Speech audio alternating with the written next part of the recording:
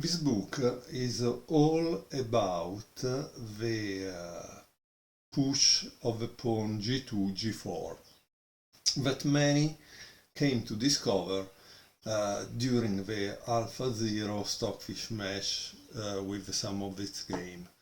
In reality, the author of this book begins with a story about how his father, in 1995, during a terrible economic period for Russia, bought him the 4-volume books of Botvinnik, and I have in reality the 3-volume. I don't know how he got 4, but I have 3.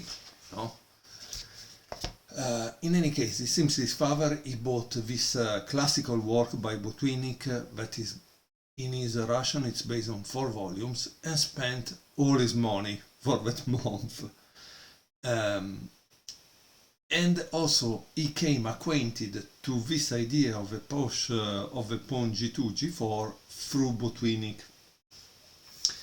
However, in the book we can see that there are really many examples in many different openings, not only in Botvinnik heritage, but in the Dutch defense, Queen's Gambit, Nimzo Indian, Anti-Nimzo Indian, the Slav defense, and here the last chapters are here, the King's Indian and the Grunfeld. The book has something like over, let's see, here we go, just a second, over 83 games. He has also an index of the variations, so you can actually try to implement this push in different openings following the index of the variation. For what regards me, I will show you a couple of games from the chapter on the Shabal of Shirov Gambit, because they are really interesting. Okay, so I want to show you game 47, Alexei Shirov against Forhalson. Alexei Shirov was rated 26.55, Forhalson 24.25. So it makes me think that Forhalson was IM. This was played in Reykjavik in 1992. So d4, d5, c4, c6, knight c3, knight f6, knight f3, e6, e3, knight bd7, queen c2, bishop d6, g4, wow, and castle. The author says, such chess nihilism in reply to white's aggression has not been developed further, but even so, you may come across such nonchalant castling in tournament practice. Well, I don't know, sometimes they avoid to castle on the same side where you are starting an attack, right? g5, and here there is a diagram. Here obviously it shows that this has been played before with 8 knight e4, knight takes e4, d takes e4, queen takes e4, and e5.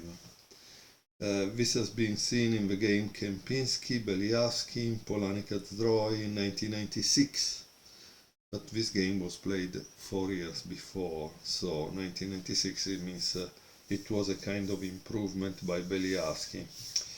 Or it was played also by Sveshnikov in 2004, which is very interesting because it continues with c5, bishop c7, b4,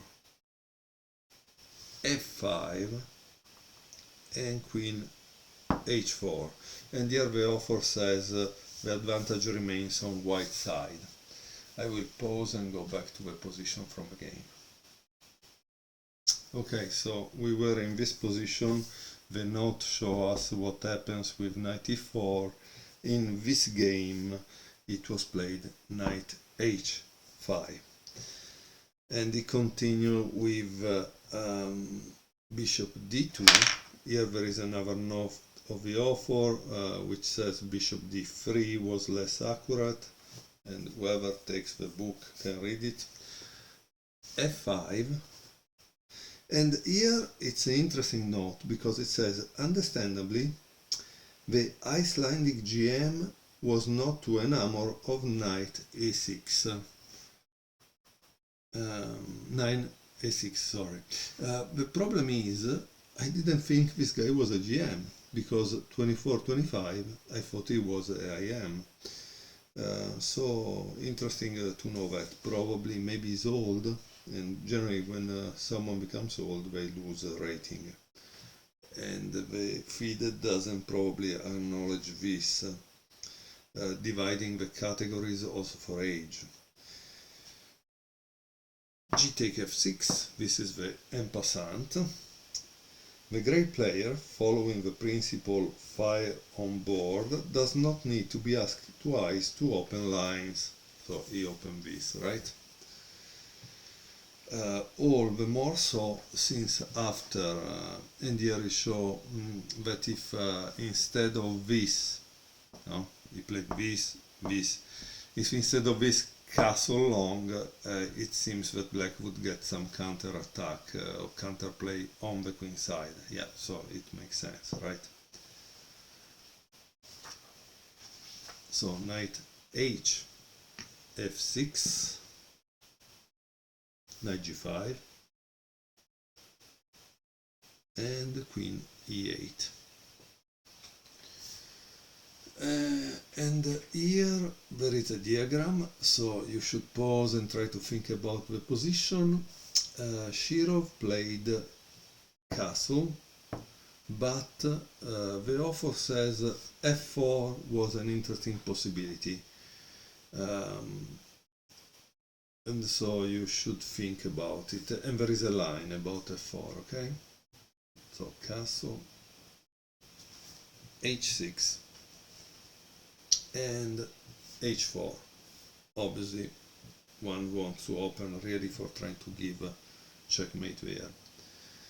White's idea is significantly more aggressive. The knight cannot be taken because. So try to pause the video and see why the knight cannot be taken, okay? Because this is really the exercise you should do when reading a book. So let's see now. H take g5. I think when you do this kind of things, you need to put a diagram. Here makes more sense, no? To put a diagram. H take g5, knight e4, and knight takes e4, d takes e4, queen takes e4, and rook f5.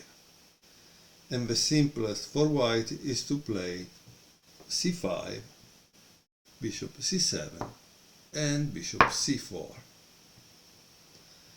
Black is defenseless in the face of a threat. However, Shirov's opponent eliminates the knight c3, intending to occupy e4 with his own knight. So let's see what happens in the game.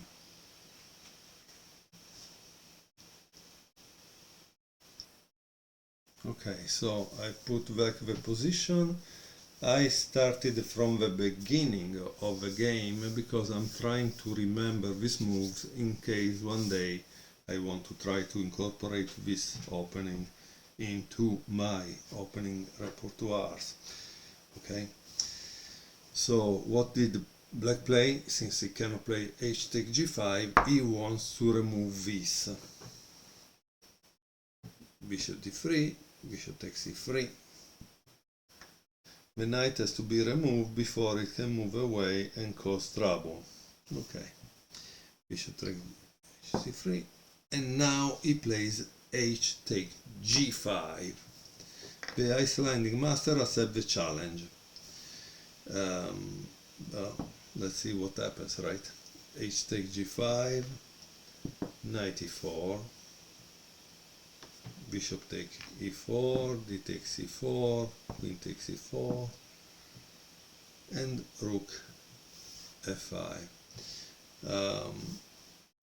Please make your own homework and find out why, if black plays this, he loses immediately.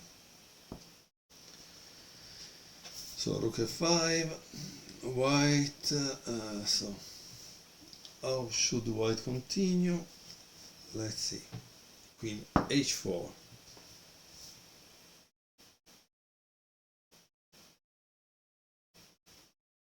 So it seems this move wasn't good, because obviously it takes, so, and there is a line which shows it.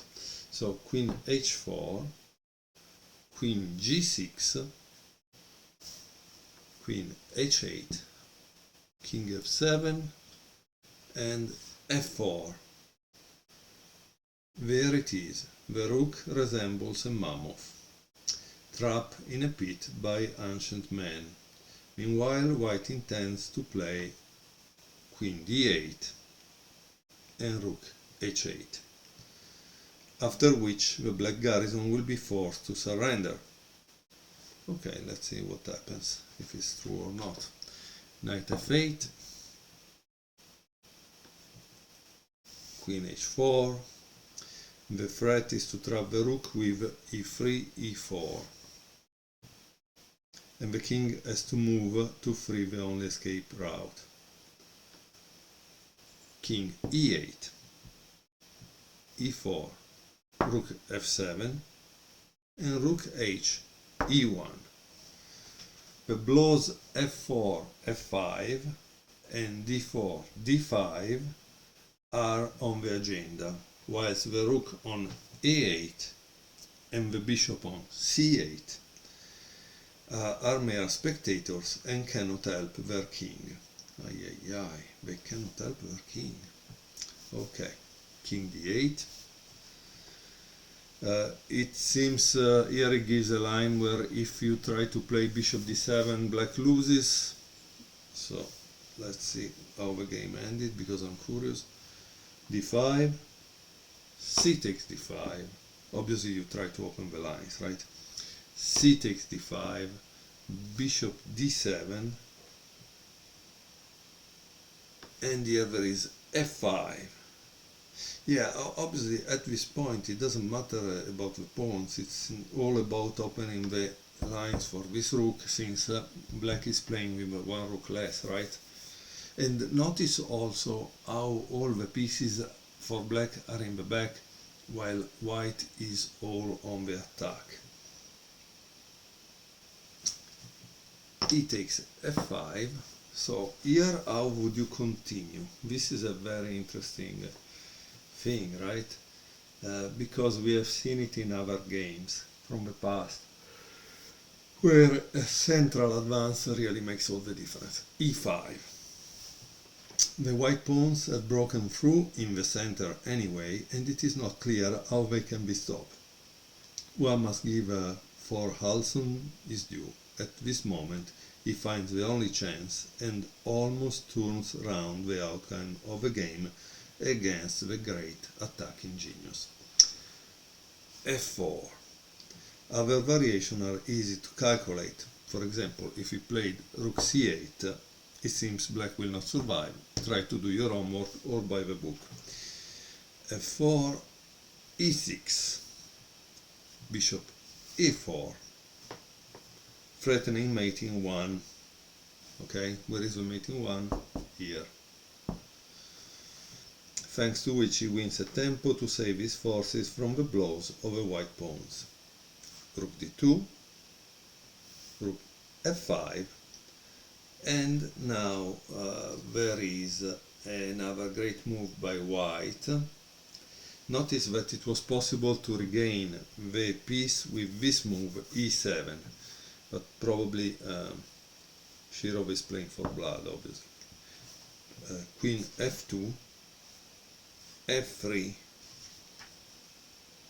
And now there is a mistake. It seems white should have played queen c5. Instead he played rook e4. Okay. And of course the queen c5 is a big line, and it was pointed out by Shirov, okay? No problem. Rook takes g5, rook takes f4, another weak move, rook g1, rook d1, and here in time trouble, because that is the problem for us human beings, the time trouble, black played rook g2, an impulsive time trouble decision.